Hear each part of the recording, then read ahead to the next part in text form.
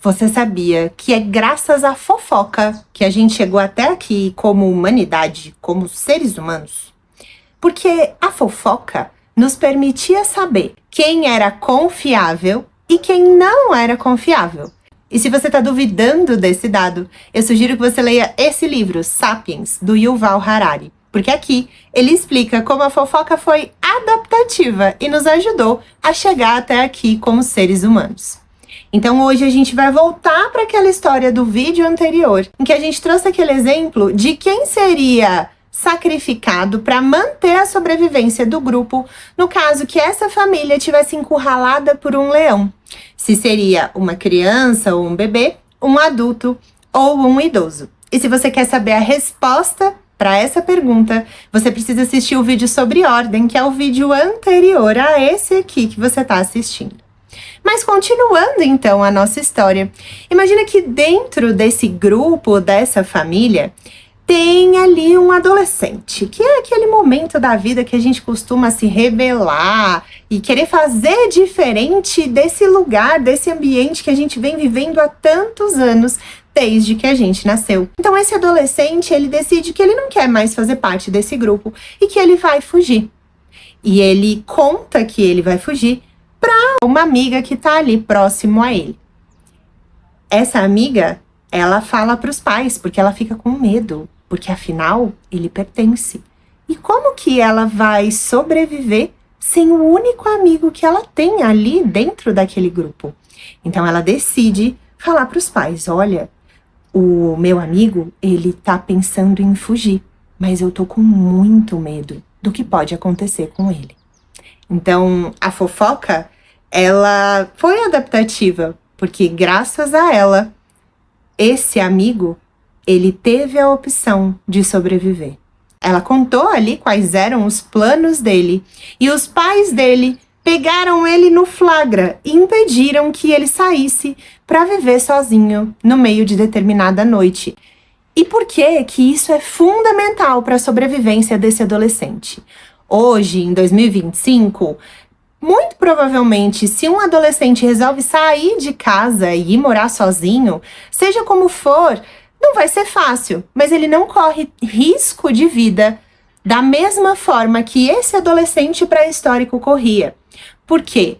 Porque ele não conhece o mundo. Ele não conhece aquele lugar em que ele vive, ele nunca andou por todo aquele terreno, ele não sabe quais são todas as plantas que podem ser comestíveis ou não, ele não sabe onde tem um caminho mais fácil ou mais difícil para ele chegar num rio, ele não sabe aonde os animais costumam se organizar durante as estações do ano, porque essa grande sabedoria sobre o ambiente e como a gente pode sobreviver dentro dele, ela só vem com o tempo e com a experiência, que é algo que os adultos e principalmente os idosos vão acumulando conforme vão crescendo e amadurecendo.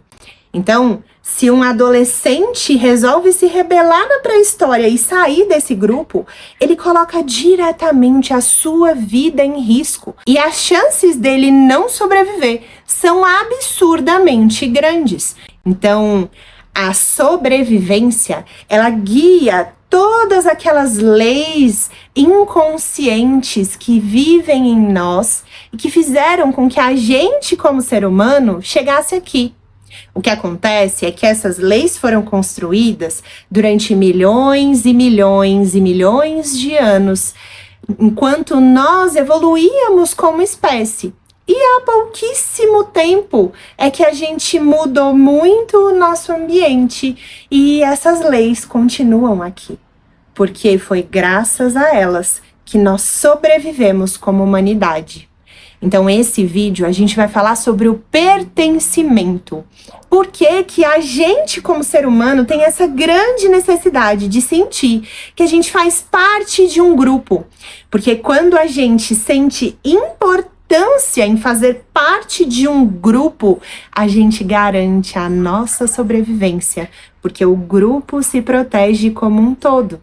Assim como aquela amiga desse adolescente protegeu ele, dizendo aos outros que ele colocaria a vida dele em risco.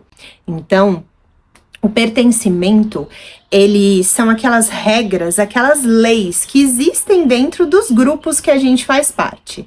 Imagina uma família que trabalha com negócios que são contra a lei. Não vou falar aqui para eu não perder alcance no meu vídeo, mas vocês estão entendendo ali o que eu estou dizendo. Eles comercializam umas coisas ali que eles não podem muito comercializar.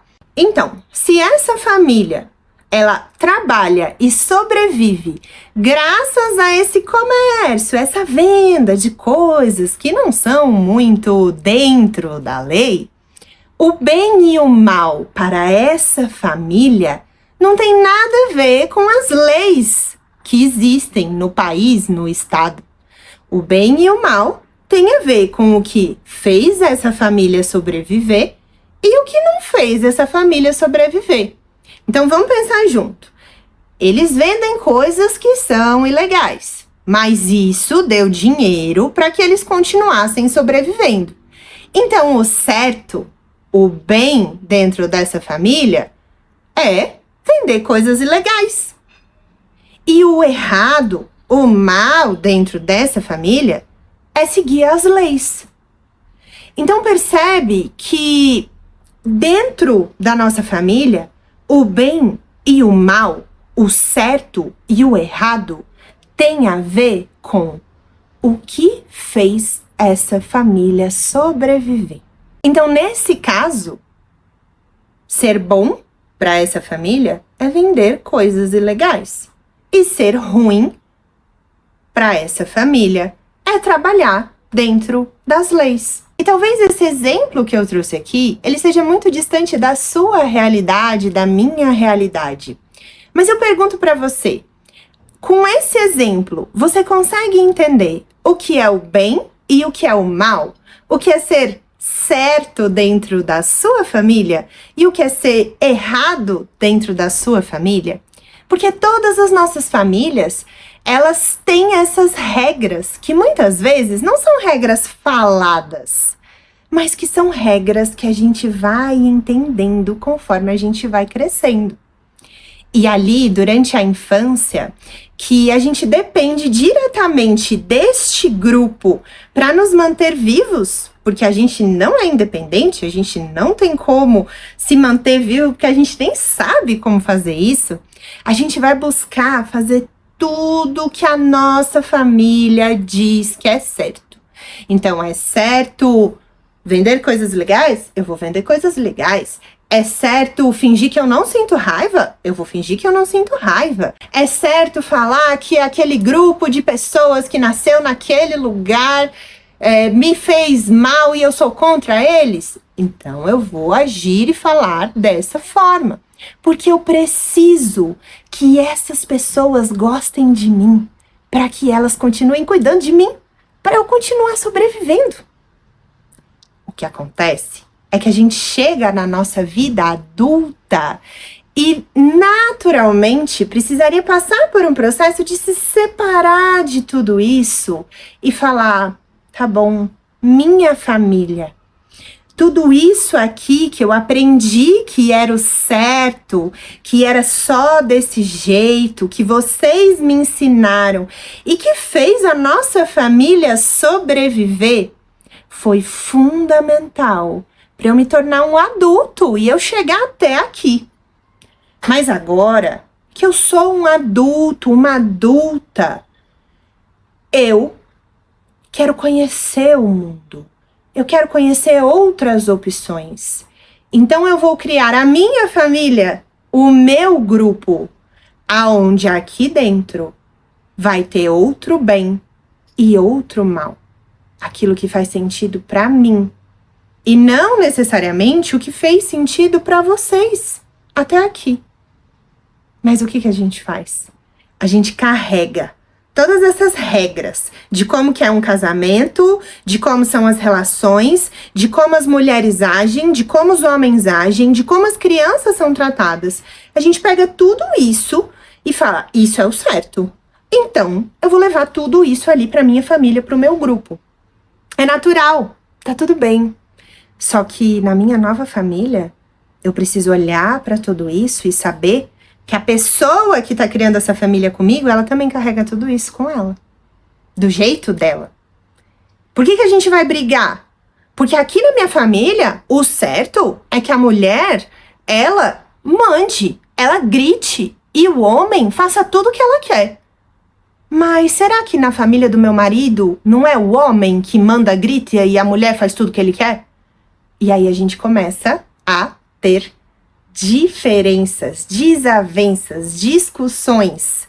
E é nessas discussões que a gente tem a opção de juntos criar novas regras, novas opções, novo bem e novo mal, que vai dizer como a nossa família, o nosso novo núcleo, esse novo grupo que a gente cria, vai funcionar.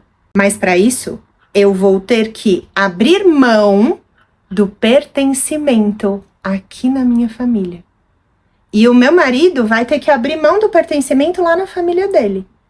Porque se a gente quiser pertencer lá na nossa família, a gente não vai construir aqui juntos algo novo. Tá, Luísa, então você tá me dizendo que quando a gente fica adulto, a gente tem que abrir mão do pertencimento? Não.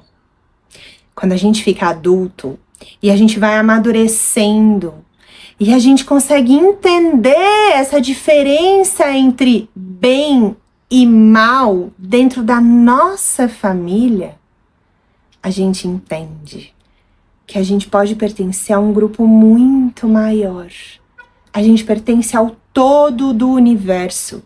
A gente pertence no bairro que a gente faz parte, na cidade que a gente vive, no país que a gente vive, no continente que a gente vive, no todo do mundo. E a gente não depende mais daquele cuidado da nossa família para sobreviver. Porque esse cuidado foi necessário e importante. Mas agora a gente é adulto. A gente sabe se cuidar sozinho. Ou a gente pode aprender a se cuidar sozinho. Então, a gente abre mão de pertencer com a boa consciência. O que é a boa consciência? É seguir o bem e o mal da minha origem, que eu aprendi. Quando eu fico na boa consciência é confortável, porque eu recebo palmas de todo mundo do meu sistema. A minha avó gosta do que eu faço, o meu avô, meu pai, a minha mãe, todo mundo tem orgulho, porque eu sigo aquele script bonitinho do que fez a minha família sobreviver e eu não saio nem um pouquinho desse caminho. E tá tudo bem. Se isso te faz feliz, tá tudo certo. Agora, se seguir esse caminho começa a ser um peso, como eu vejo ser um peso para tantas pessoas, para tantos clientes, então a gente precisa abrir mão e dizer, eu pertenço, mas eu não pertenço mais na boa consciência. E eu dou conta da má consciência, eu dou conta de ser diferente. Olha, aqui na minha família, nenhuma mulher manteve o seu casamento, mas eu quero manter o meu. Eu escolho manter o meu e eu dou conta. E eu vou me responsabilizar pelas consequências dessa escolha. Vai ser fácil? Não. É diferente. Todo mundo vai achar estranho. As pessoas vão me julgar. As pessoas vão dizer que eu tô fazendo errado. Eu vou ouvir muita coisa. Eu vou ver muita coisa. E talvez eu tenha muitas discussões com muitas pessoas da minha família. Mas eu sei que eu não preciso seguir a boa consciência para pertencer. Porque eu pertenço ao todo. Porque eu sou adulta. E agora eu faço as minhas escolhas. Olhando para trás e dizendo, eu sei que vocês não puderam escolher. Mas graças ao preço que vocês pagaram A boa consciência de vocês, agora eu posso escolher. E eu escolho fazer um pouquinho diferente. E eu peço que vocês me abençoem. É um posicionamento, eu não preciso falar. Eu posso falar isso imaginando a minha família, mas eu não preciso chegar em cada um e dizer. Eu internalizo isso e eu banco ser um pouco diferente, sabendo que dentro de mim ainda tem muita coisa que é igual a eles também. E assim, a gente vai cada vez mais permitindo que as nossas escolhas sejam honradas e que todo aquele peso de seguir aquele script de vida fique para trás e que eu possa ter uma vida cada vez mais leve. Tem algo muito importante aqui que eu preciso dizer para vocês. Dentro de uma família, algumas pessoas pagam o preço de ficar ali, seguir a boa consciência e aquele script bonitinho. E isso também não é fácil para elas. Mas graças a essas pessoas que ficam na boa consciência e fazem tudo que o sistema, a família diz que é bom, outras têm espaço para sair e fazer diferente. Um pouco diferente, médio diferente, muito diferente. E pagar também o preço de dar conta de ser diferente, que também não é tão fácil, nem tão simples assim. Então, para que uns possam sair, outros precisam ficar. E tá tudo bem o lugar que você ocupa, desde que você esteja consciente da sua escolha. Veja que ali em 1800, 1900, 1700, isso não era possível, porque a sobrevivência, ela ainda dependia muito do grupo, da família. Isso começa a ser possível agora, há pouquíssimo tempo. Há 60 anos, 80 anos, a gente começa a ter a opção de ser diferente. Então isso é muito novo para nós como humanidade. Mas quanto mais a gente entende que pertence ao todo e que às vezes é sim um pouco ou muito diferente da nossa origem e que tá tudo bem, mas a gente cria esse grande campo em que cada vez mais a gente se sente pertencente ao todo e livre para fazer as nossas próprias escolhas. Então, o pertencimento é essa terceira força do amor ou terceira lei do amor. E esse aqui é o terceiro vídeo sobre as 4 forças do amor. O primeiro foi sobre o sim, o segundo sobre a ordem, esse terceiro sobre pertencimento, e eu vou fazer mais um vídeo sobre o equilíbrio, que é o dar e o receber. Essas leis, elas nos formaram enquanto humanidade, permitiram que a gente crescesse, evoluísse e chegasse até aqui, em 2025. E quando a gente sabe que elas existem, a gente consegue tomar melhores decisões e escolhas na nossa vida. E entender por que quando a gente quer fazer uma coisa muito diferente, tipo ter sucesso, ganhar dinheiro, ter um bom casamento, ter filhos e ser feliz, a gente se sente um pouco culpado, porque essa culpa vem da má consciência, esse peso de, putz, eu sei que eu tô fazendo diferente e eu vou ter que lidar com essa culpa. Eu vou com essa culpa um pouquinho, até que eu consiga me sentir livre dela.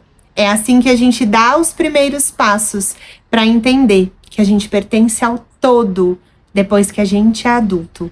E por isso, a gente pode fazer as nossas próprias escolhas. Espero que você tenha entendido aí um pouco do que é o pertencimento. Se você tiver alguma dúvida, deixa aqui nos comentários que a gente vai conversando. Eu sou Luísa Buscarioli, consteladora, e você me encontra nas minhas redes sociais como luisa.tbg.